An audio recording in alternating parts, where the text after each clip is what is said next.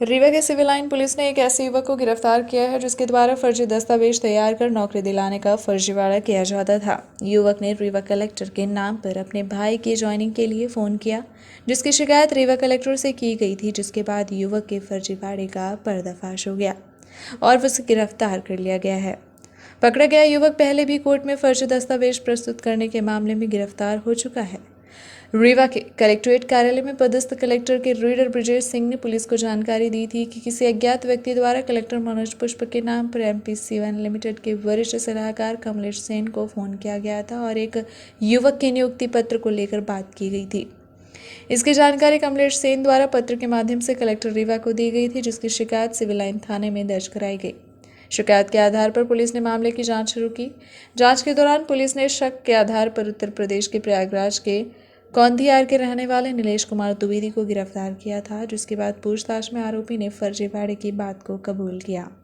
आरोपी ने पुलिस को बताया कि वो अपने भाई गणेश द्विवेदी की नौकरी को लेकर काफ़ी परेशान था, जिसके चलते उसके द्वारा यह फर्जीवाड़ा किया गया। आरोपी के खिलाफ पहले भी इसी तरह के फर्जीवाड़े का मामला चुरहट और सामान थाने में दर्ज है। फिलहाल पुलिस पकड़े गए आरोपी से पूछताछ कर रही है।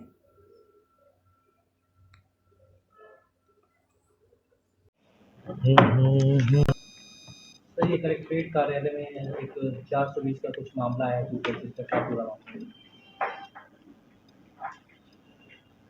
मध्य प्रदेश ई-कॉम में के माध्यम से सरकारी स्कूलों के लिए ऑपरेटर्स, कंप्यूटर ऑपरेटर्स की नियुक्तियां की जाना है। इसके संबंध में एक नीलेश कुमार द्विवेदी हैं, जो कौंधियारा इलाहाबाद के रहने वाले हैं। इनने जो ई-कॉम्स के वरिष्ठ सलाहकार हैं कमलेश सेन, भोपाल बैठते हैं, इनको इनने फ़ोन लगाया और DM रीवा का प्रतिरूपण करके और उनकी आवाज़ में उनको एक अपने भाई के लिए सिफारिश उनके पास की। लेकिन वो सेन साहब DM साहब की आवाज़ से परिचित थे। उन्हें ये लगा कि ये फर्जी कोई बोगस व्यक्ति है जो फर्जी नाम से कर रहा है, तो उनने उसको टाइम दे के दोबारा फ़ोन करने के लिए कहा। दोबारा जब फ़ोन हुआ तो उसने उनकी फ़ोन की रिकॉर्डिंग की और उनका विस्तृत कलेक्शन करने के बाद, उनका संग्रहण करने के बाद वो DM साहब से बातचीत भी की, तो ये पता चला कि ये गलत जानकारी उनको दे रहा है। इसके बाद वो पूरा मैटर उनने वहाँ पत्र भेज करके यहाँ भेजा। उस व्यक्ति के मोबाइल नंबर से उसका पता लगाया गया। नीलेश जो है उसको गिरफ्तार किया गया है। सिविल लाइन थाना प्रभारी हितेंद्र ने उनको अभिरक्षा में लिया, उनसे पूछताछ किया है। इसमें 2 प्रकरण पूर्व में भी विश्वविद्यालय थाना में और अन्य थाना में 2 प्रकरण इसके इसी तरह के पूर्व में भी कायम है और उसमें उनकी अरेस्टिंग हुई है। ये आदतन अपराधी है। इसे आज जो है न्यायालय में पेश किया जाएगा। कलेक्टर मनोज पुष्प के नाम से फोन किया था, फरियादी कौन था जिसने ये शिकायत की कि इस तरह के फर्जी नियुक्ति करवाई जा रही है? ये जब पत्र उनके पास आया, पूरी चीज़ DM साहब के संज्ञान में आई, तो उनने ये पत्र भेज करके अपने रीडर के माध्यम से पुलिस को सूचना दी और अपराध पंजीबद्ध कराया। सर, इसमें कौन आरोपी बने? उसका बड़ा भाई जिसकी नियुक्ति करवा था वो भी आरोपी बने? अभी ये प्रकरण विवेचना में है। इसमें जो लोग इन्वॉल्व होंगे, जिनके खिलाफ जो है इससे लाभ पा रहे होंगे, वो सब मुलजिम बनेंगे।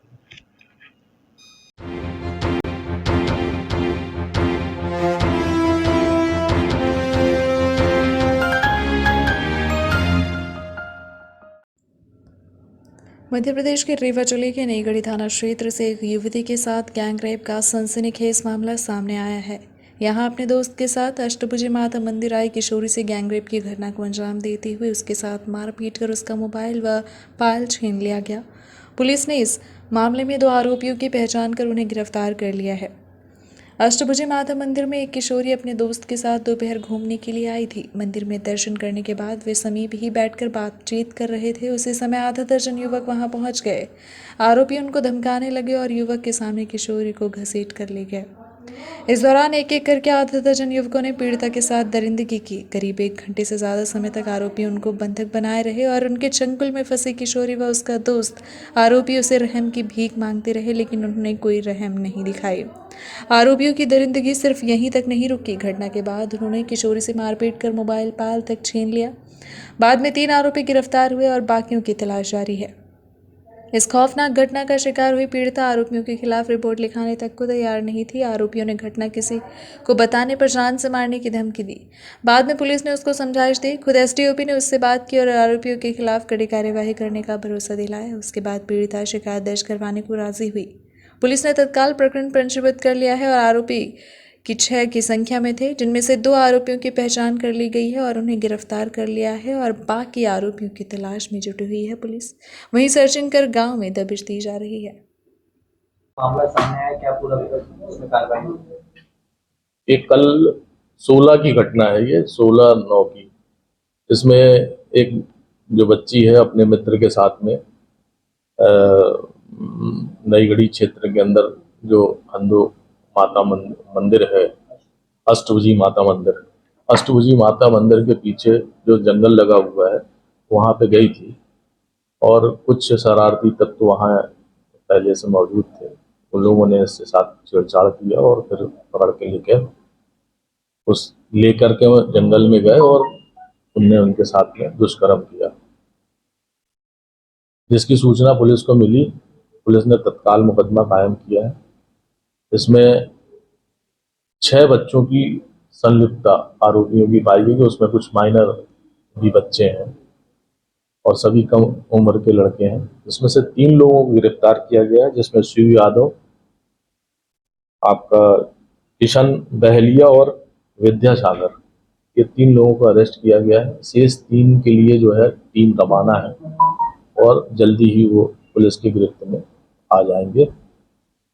इनके खिलाफ जो है 376 जो भी प्रकरण पंजीबद्ध किया गया है, उसमें 395 और 506 की धाराएं भी लगाई गई हैं और इनके खिलाफ सख्त कार्रवाई करने के लिए पुलिस और स्थानीय प्रशासन ने उनके मकानों का, उनकी संपत्ति का ब्यौरा उठाया है और इनकी जो अवैध संपत्तियां जो पाई जाएंगी उस पर जो है बुलडोजर की कार्रवाई की जाएगी।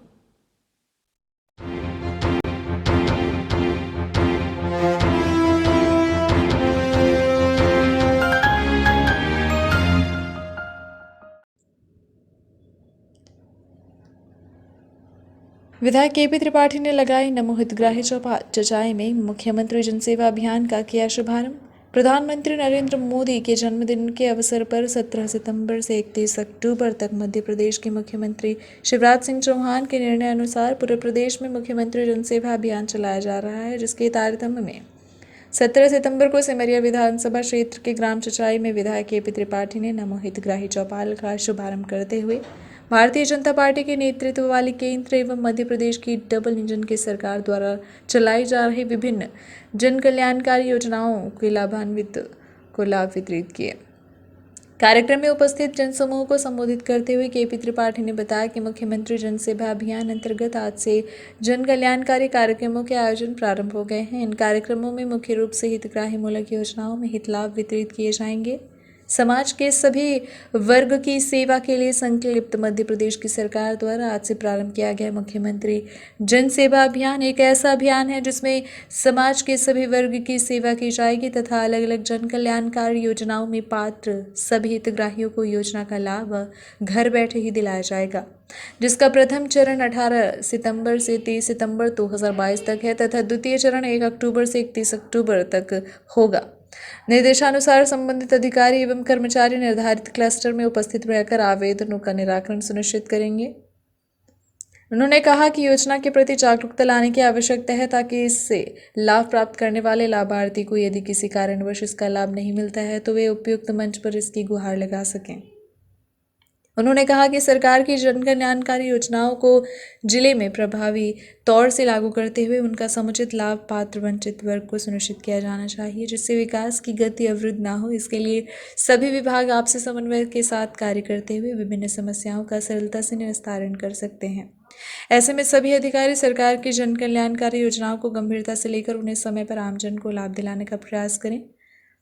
केपी त्रिपाठी ने भारतीय जनता पार्टी की सरकार द्वारा चलाई जा रही योजनाओं की जानकारी देते हुए कहा कि अंत्योदय की अवधारणा को चरितार्थ करते हुए भारतीय जनता पार्टी जीवन के हर कदम में किसान, श्रमिक, गरीब, पीड़ित, शोषित सहित सभी वर्गों के साथ खड़ी है। सिमरिया विधायक केपी त्रिपाठी ने प्रधानमंत्री नरेंद्र मोदी के जन्म दिवस के अवसर पर भारतीय जनता युवा मोर्चा मध्य प्रदेश द्वारा प्रदेश भर में चलाए जा रहे हरा भरा मध्य प्रदेश अभियान के तहत छमोहा स्टेडियम में पौधारोपण किया।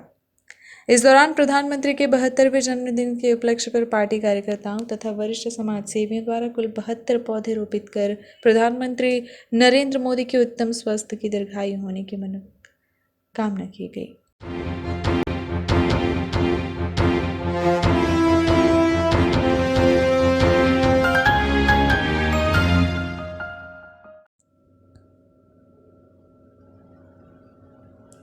लोकतंत्र का चीरहरण करने वाली महंगाई व बेरोजगारी से देश की जनता की कमर तोड़ रही केंद्र की मोदी सरकार को देश की जनता की हकीकत से रूबरू कराने कन्याकुमारी से कश्मीर तक भारत छोड़ो यात्रा पर निकले देश के जननायक युवा नेता राहुल गांधी को मिल रहे हैं अपार स्नेह और समर्थन। भारतीय जनता पार्टी सरकार की नींद हराम हो गई है, चीता की दहाड़ शांत हो गई है। उक्त विचार प्रदेश कांग्रेस कमेटी के वरिष्ठ उपाध्यक्ष, जिला संगठन प्रभारी, पूर्व सांसद प्रताप भानु शर्मा ने राजनिवास में पत्रकारों से मुखातिब होते हुए व्यक्त किया। इस दौरान जिला कांग्रेस कमेटी के अध्यक्ष त्रियुग नारायण शुक्ला, भगत शहर कांग्रेस अध्यक्ष गुरमीत सिंह मंगू, कविता पांडे उपस्थित रहीं। उन्होंने कहा कि भारत जोड़ो यात्रा की कन्याकुमारी से निकली है, वही रीवा जिले के सभी विधानसभा क्षेत्र के गांव तक पहुंच गई है। जिले में कांग्रेस कार्यकर्ताओं में काफी उत्साह का माहौल बना है। आम जनता भारतीय जनता पार्टी के कुशासन के खिलाफ मोर्चा खोलने के लिए कांग्रेस के भारत जोड़ो यात्रा की आवाज बनने को आतुर है। भारत जोड़ो यात्रा के माध्यम से जिले के लोगों की समस्याओं व भारतीय जनता पार्टी शिवराज सरकार के 18 वर्ष के विकास की हकीकत से भाजपा के निर्वाचित जनप्रतिनिधियों को अवगत कराने जिले में त्योथर क्षेत्र से पार्टी के सह संगठन प्रभारी अजय अवस्थी व दुर्गेश पटेल की उपस्थिति में 12 सितंबर को रमाशंकर सिंह पटेल के आयोजन में शुरू हुई। 17 सितंबर को विंध्य के नायक पूर्व विधानसभा अध्यक्ष स्वर्गीय श्री निवास तिवारी के जन्मभूमि मनगवा में उनके 97वें जयंती दिवस पर लोकसभा के प्रत्याशी रहे सिद्धार्थ तिवारी के आयोजन में जन अधिकार यात्रा की शुरुआत हुई। 18 सितंबर को विधानसभा सिमरिया में जिला कांग्रेस अध्यक्ष त्रियुगी नारायण शुक्ल के मार्गदर्शन में ब्लॉक कांग्रेस कमेटी द्वारा भारत जोड़ो यात्रा की शुरुआत की गई। भारतीय जनता पार्टी की महंगाई, बेरोजगारी, पुलिसिया, दमन, भ्रष्टाचार, झूठे विकास जिले के सभी विधानसभा क्षेत्र में पंचायत स्तर में ब्लॉक कांग्रेस कमेटी के आयोजन में लगातार किया जाएगा। जिले में अवर्षा के कारण सूखे की स्थिति निर्मित हो गई है। आवारा पशुओं तथा खाद की समस्या किसानों के लिए बड़ी मुसीबत बनी है। शिवराज सरकार व जिले प्रशासन को जगाने के लिए कांग्रेस कार्यकर्ता भारत जोड़ो यात्रा के माध्यम से संघर्ष करेंगे तथा जिले को सूखा क्षेत्र घोषित कराने, जितनी बिजली उतना बिल व अन्य जन समस्याओं के लिए शीघ्र व्यापक स्तर आंदोलन होगा, जिसकी गूंज से शिवराज सरकार की निद्रा जरूर टूटेगी। खरीद फरोख्त की सरकार से राहत दिलाने कांग्रेस के कार्यकर्ता 2023 में मिशन के लिए जनता के बीच प्रदेश कांग्रेस कमेटी के मार्ग में कमलनाथ के नेतृत्व में सक्रिय है। आम जनता की समस्याओं के लिए और तेज संघर्ष करने कांग्रेस संगठन चुनाव संपन्न होते ही बूथ से लेकर मंडलम तक की मजबूत कमेटी गठित कर कार्यक्रमों को और गति दी जाएगी। जिला कांग्रेस कमेटी ग्रामीण के अभी अध्यक्ष जी आना है, आके ज्वाइन करेंगे, पर देर ना हो क्योंकि हमारा इसके बाद अगला मीटिंग का कार्यक्रम शुरू हो जाएगा। हमारे नवनिर्वाचित सम्मानीय मेयर श्री अजय मिश्रा जी, शहर जिला कांग्रेस कमेटी के सम्मानीय अध्यक्ष भाई मंगू जी, भारत जोड़ो समन्वयक आदरणीय बहन कविता पांडे जी, आदरणीय हमारे बनवासी जी। बूथ पे कमेटियां बनाना ये मेरा दायित्व है। टिकट किसको मिलेगा ये पार्टी हाईकमान और प्रदेश में आदरणीय कमलनाथ जी तय करेंगे। वो सर्वे के आधार पर करेंगे, जनमत के आधार पर करेंगे, कार्यकर्ता की फीडबैक और रिपोर्टिंग के आधार पर करेंगे। अभी टिकट का कोई प्रश्न ही किसी के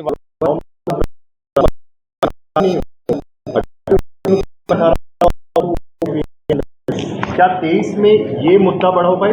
बहुत बड़ा ये प्रॉब्लम है। जो भी शहर या बस्ती हाईवेज के पास सटे हुए हैं, ये बहुत बड़ा मुद्दा है। वही रीवा के ऊपर हाईवे से हुआ है और ट्रैफिक बहुत है और आवास ऐसे ही करके कर देते हैं। जो गौ धन की बात करते थे वो अब आवारा पशुओं की उनके मुंह से बात निकलने लगी है। पर यदि गौशाला बन जाएंगे और शासन के सहयोग से वो संचालित किया जाएगा, जैसा कमलनाथ जी का प्रोग्राम था कि 1000 गौशालाएं हम अगले 2 वर्ष में निर्माण करेंगे, उसमें से आधी का पैसा तो रिलीज हो ही गया था, भूमि का आवंटन हो गया था, निर्माण कार्य शुरू हो गया था। पर अब वो ठीक है, सौदेबाजी से सरकार बदल गई, रुक गया काम। ये हमारे मैनिफेस्टो में, हमारे वचन पत्र में प्रमुखता से दिया जाएगा कि गौशालाओं का निर्माण समयबद्ध कार्यक्रम के अनुसार किया जाएगा। किसानों की कर्जा माफी जो बाकी रह गई है उस बात को भी हम पूर्ण करेंगे, उसको अधूरा नहीं छोड़ेंगे, क्योंकि वो विधानसभा में पारित किया हुआ विधेयक है, राजनीतिक आधार नहीं है। ठीक है, राजनीतिक मैनिफेस्टो में था, परंतु जब एक बार विधानसभा में उसका कानूनी रूप दे दिया तो उसको रोकने का अधिकार नहीं बनता किसी का। इसलिए वो काम करेंगे प्राथमिकता के आधार पर। और जो हमारी वचन पत्र कमेटी है वो इस काम को कर रही है। अगले 6 महीने में पूरा कार्य होकर अध्यक्ष जी के सामने आ जाएगा।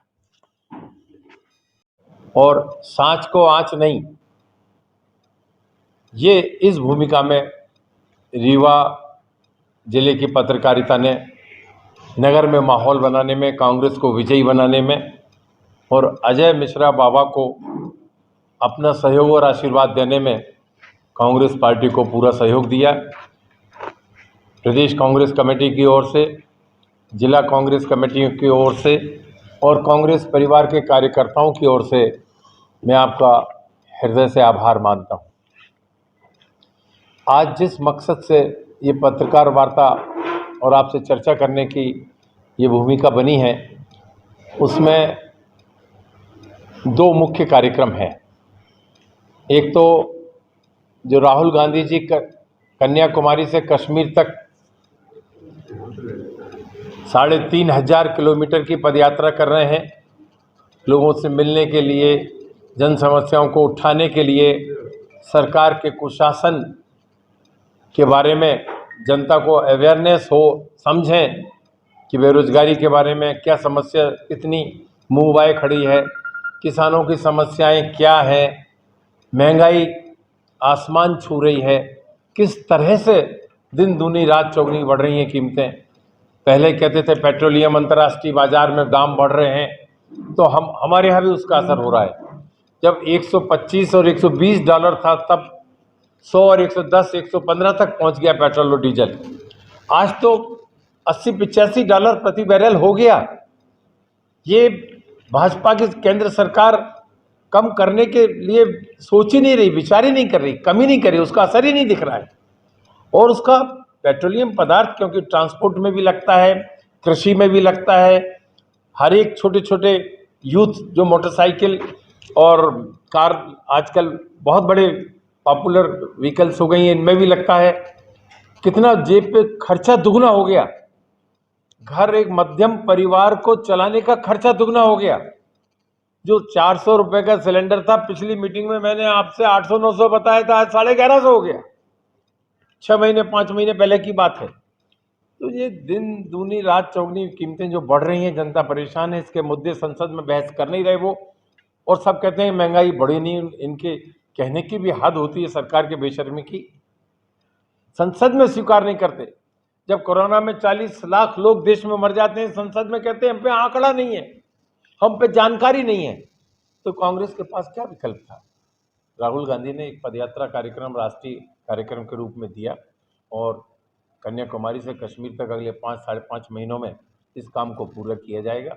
और उसी के अंतर्गत हम लोग मध्य प्रदेश में प्रवेश करें। अगले महीने या नवंबर में, कब वो प्रवेश करेंगे वो तिथि है, उसके पहले 26 नवंबर, उसके पहले हम अपने जिलों में इस काम को हर विधानसभा क्षेत्र में, हर ब्लॉक कांग्रेस के अंतर्गत समन्वय बिठाकर इनके जिला कांग्रेस कमेटी, शहर कांग्रेस कमेटी, मेयर, हमारे नगर निगम यहाँ के, और हमारे जो बहन जी हैं कविता पांडे जी, इनको जवाबदारी प्रदेश कांग्रेस कमेटी ने आदरणीय कमलनाथ जी ने दी है। और वो समन्वय स्थापित करके जहाँ जा सकते हैं वहाँ हम लोग जाएंगे, और जहाँ हमारे जिला कांग्रेस के पदाधिकारी जा सकते हैं, ब्लॉक कांग्रेस के पदाधिकारी जा सकते हैं, वहाँ उनको वैसा आयोजन किया जाएगा।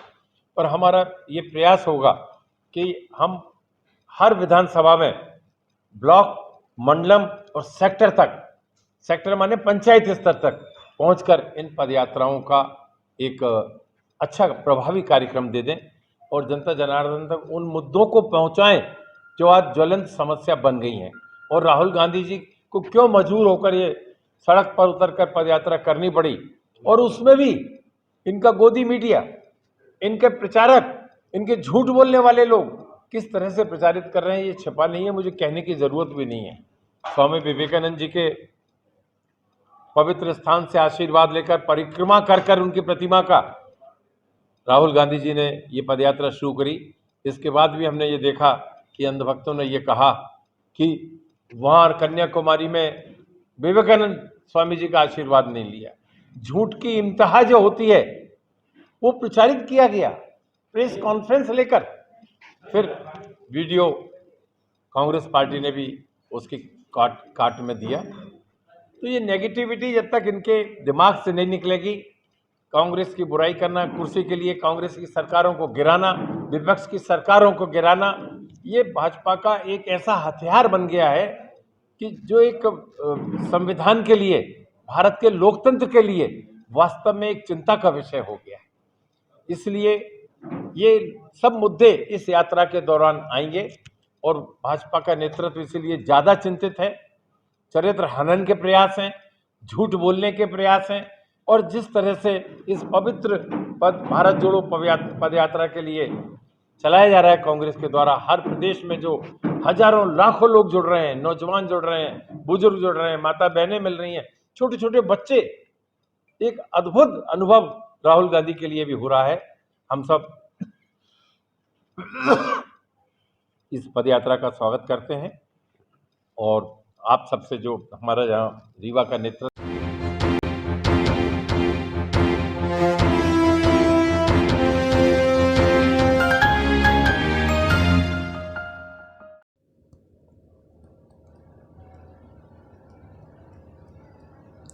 थानों में शुरू हुई चीता मोबाइल सेवा। चीते की स्पीड से पुलिस करेगी अपराधियों का पीछा। थानों को वाहन कराए जाएंगे उपलब्ध। जिले में बढ़ रहे अपराधों की रोकथाम के लिए एक नई पहल की गई है। अब चीता मोबाइल पुलिस क्षेत्र में भ्रमण करेगी और घटना के बाद शीघ्र ही घटनास्थल पर पहुंचकर आरोपियों को दबोच लेगी। हालांकि इसके पहले भी कई मोबाइल आ चुकी है जो ज़्यादा कारगर साबित नहीं हुई। फिलहाल गृह मंत्री नरोत्तम मिश्रा की पहल पर सभी थानों को चीता मोबाइल वाहन उपलब्ध कराए गए हैं। उपलब्ध कराए गए वाहनों को पुलिस बल को सुपुर्द कर दे। और उक्त चीता मोबाइल के संबंध में जानकारी देते हुए समान थाने के निरीक्षक सुनील गुप्ता ने बताया कि जो पहले मोबाइल चलते थे उन्हें अब चीता मोबाइल नाम दिया गया है। चीता जैसे फुर्ती के साथ अब पुलिस चुस्त दुरुस्त होगी, इसलिए इसका नाम चीता मोबाइल रख दिया गया है। आइए आपको सुनाते हैं पुलिस में कितनी गतिशीलता आएगी और किस तरह से यह चीता मोबाइल काम करेगा। माननीय गृह मंत्री महोदय ने घोषणा की थी। शासन की घोषणा के अनुसार जो है कल से सभी जो मोबाइल हैं उनको चीता का नाम दिया गया है और ये उस सायंकाल से उन क्षेत्र में भ्रमण करेंगे, गश्त करेंगे और लोगों की मदद करेंगे। क्या ये देखेंगे? ये आप सबकी मदद करेंगे, सहायता के लिए हैं। जब आप भ्रमण के दौरान जो भी कार्रवाई है वो तत्काल त्वरित कार्रवाई करेंगे, तुरंत उनका जो है रिस्पांस रहेगा कोई भी घटना दुर्घटना में मदद करने के लिए। कितने थानों को कितने वाहन वितरित किए गए हैं? सभी थानों को एक वाहन है और उसको हम आज से चीता मोबाइल के नाम से ही संबोधित करते हैं और वो क्षेत्र में लोगों की समस्या और लोगों की सुरक्षा के लिए तत्पर रहते हैं।